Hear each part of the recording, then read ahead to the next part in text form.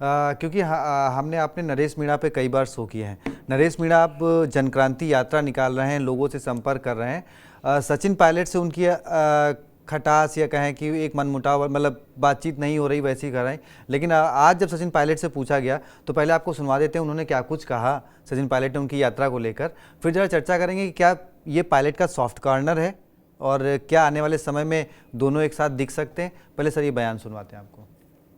यात्रा दिखा रहे हैं, जनक्रांति यात्रा को हर व्यक्ति को ये छूट है अपनी बात रखने की। चाहता हूँ जो भी कोई काम करे जनता के हित में करे, संयम से करे। और ये तो बड़ा प्रदेश है, हर व्यक्ति अपनी बात रख सकता है, लेकिन लोकतंत्र में बेहतर ये रहता है कि हम सब मिलकर अमन चैन की बात करें, लोगों के विकास की बात करें। और जो लोग नौजवानों के हित की बात करते हैं पूरा अधिकार उनको है और करनी भी चाहिए। सर देखिए उन्होंने एक लाइन यूज़ करी संयम के साथ, यानी कहीं ना कहीं वो जो थप्पड़ कांड है उसको उन्होंने डिनाई करते हुए बड़े कम शब्दों में नरेश मीणा को एक संदेश दे दिया। और क्या कभी हम इनको एक साथ मंच पे लगता है आपको कि ये कांग्रेस में नरेश मीणा आएंगे या फिर नहीं? देखिए बिल्कुल संभावना, इस संभावना से कौन इनकार कर सकता है। बीजेपी में आने की संभावना तो है नहीं जी सर। संभावना है तो दो ही है ना, एक कांग्रेस है या एक निर्दलीय है। और एक संभावना बताया जा रहा था कि क्या हनुमान बेनीवाल के साथ ये अलायंस कर सकते हैं क्या, ये बात बताई जा रही थी। लेकिन बीजेपी की पॉसिबिलिटी तो नहीं है। और बीजेपी की पॉसिबिलिटी इसलिए नहीं है क्योंकि बीजेपी ने ही इनको सलाखों के पीछे भेजा है। तो सवाल यह है कि सचिन पायलट आने वाले समय में राजस्थान के नेता तो हैं और कांग्रेस के नेता हैं, और नरेश मीणा का भी अपना जनाधार है। और मीणा समाज जो है वो हर तरीके से बड़ा कॉन्शियस कास्ट माना जाता है। पॉलिटिकली आप देखें तो भी, आप एजुकेशनली देखें, क्योंकि बहुत सारे मीणा आपको ऑफिसर्स भी मिल जाएंगे, चाहे आईएएस में हो चाहे स्टेट के सिविल सर्विसेज में हो, तो वहां भी आपको दिखाई पड़ेंगे। और जिस तरीके से मीणा यात्रा कर रहे हैं, मीणा चर्चित हुए हैं, मीणा जिस कॉज के लिए लड़ रहे हैं, तो उससे उनका नेम और फेम तो बढ़ा ही है। कहा जाता है कि नरेश मीणा सचिन पायलट के हमेशा करीबी रहे। Yes sir. और सचिन पायलट का ये बयान बताता है कि नरेश मीणा के लिए उनके दिलो दिमाग में एक सॉफ्ट कॉर्नर तो है। वो कह रहे हैं कि आप जहां भी जाइए ठीक से यात्रा करिए, लोगों के लिए बात करिए, लेकिन ठीक से, संयम से। तो संयम का मतलब है कि फिर से आप एसडीएम को थप्पड़ मत लगाइए, ऐसा कोई काम मत करिए जो कि उग्र हो, क्योंकि लोकतंत्र में उग्रता के लिए कोई जगह नहीं होती है। मतलब एक डोर, एक विंडो तो खोले हुए हैं, इस बात से कोई इनकार नहीं कर सकता। अब सवाल उठता है कि नरेश मीणा यात्रा करके अपने नाम को पूरे तरीके से भुनाना चाहते हैं, अपनी ताकत को कांग्रेस को बताना चाहते हैं, और वो कांग्रेस जो ये जान रही है कि नरेश मीणा सचिन पायलट के आदमी हैं, उनके करीबी हैं, क्या वो कांग्रेस इनको जगह देगी?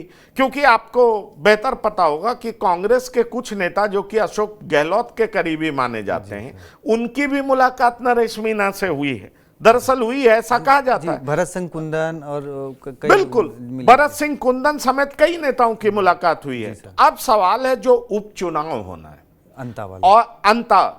अब उपचुनाव में नरेश मीणा क्या कांग्रेस के उम्मीदवार होंगे क्या? नरेश मीणा ये यात्रा करके एक तरीके से आप कह लीजिए अपनी ताकत को जता भी रहे हैं कांग्रेस के सामने, और कांग्रेस अगर इनको उम्मीदवार मानती है तो इनके ताकत के दम पे ही मानेगी। नरेश मीणा भी एक विंडो खोले हुए हैं सचिन पायलट के लिए भी, दूसरी तरफ अशोक गहलोत कैंप से भी वो बेहतर संबंध बनाने में लगे हुए हैं। और निश्चित तौर पर इस सब के ऊपर क्या है तो उनका पॉलिटिकल इंटरेस्ट है। तो जो प्रादेशिक राजनीतिक माहौल है और उसमें नरेश मीणा को कौन सी जगह चाहिए? नरेश मीणा पहले भी कांग्रेस में रह चुके हैं, 2 बार उन्होंने कांग्रेस से इस्तीफा दिया है क्योंकि दोनों बार उनको टिकट नहीं मिला है। इस बार अगर टिकट मिलता है तो नरेश मीणा चाहेंगे कांग्रेस के उम्मीदवार बने। वैसे उस इलाके से एक ऐसे व्यक्ति भी हैं जो पहले पूर्व मंत्री भी रह चुके हैं, हाँ, प्रमोद जैन भाया। अब प्रमोद जैन भाया को क्या अशोक गहलोत डिस्कार्ड करेंगे? क्या उनकी टीम डिस्कार्ड करेगी? क्या सचिन पायलट से भी इन्होंने अच्छा संबंध रखा हुआ है? तो सचिन पायलट केंद्रीय नेतृत्व को समझा पाएंगे कि यहां पर नरेश मीणा को टिकट देना ही ज्यादा बेहतर है, क्योंकि उपचुनाव में हमारी जीत होगी तो यह माना जाएगा कि राजस्थान में कांग्रेस के लिए हवा बह रही है, आने वाले समय में बेहतर पोटेंशियल है, कांग्रेस जीत सकती है। अभी से ही हमें ऐसा माहौल बनाना चाहिए। और जिस तरीके से भरत लाल शर्मा के खिलाफ जो मुख्यमंत्री हैं भजन लाल शर्मा, माफी चाहूंगा, भजन लाल शर्मा के खिलाफ जिस तरीके से अशोक गहलोत कहते रहे कि भजन लाल जी के को मुझे हटाने की जरूरत नहीं है, ये लंबे समय तक रहें, कांग्रेस खुद ही सत्ता में आ जाएगी।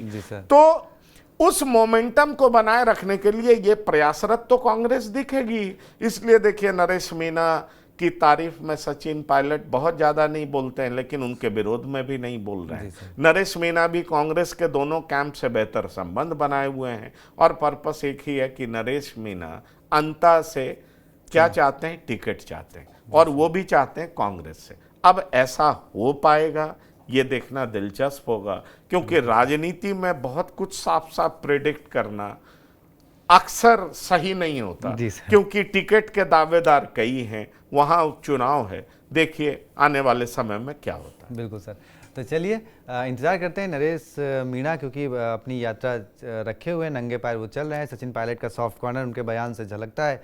क्या कुछ होता है, सियासी ऊंट किस करवट बैठता है राजस्थान में, ये देखना बहुत दिलचस्प होगा। तो आप TV9 राजस्थान के साथ बने रहिए। जो नए दर्शक हैं वो चैनल को सब्सक्राइब जरूर करें। बहुत बहुत शुक्रिया, धन्यवाद।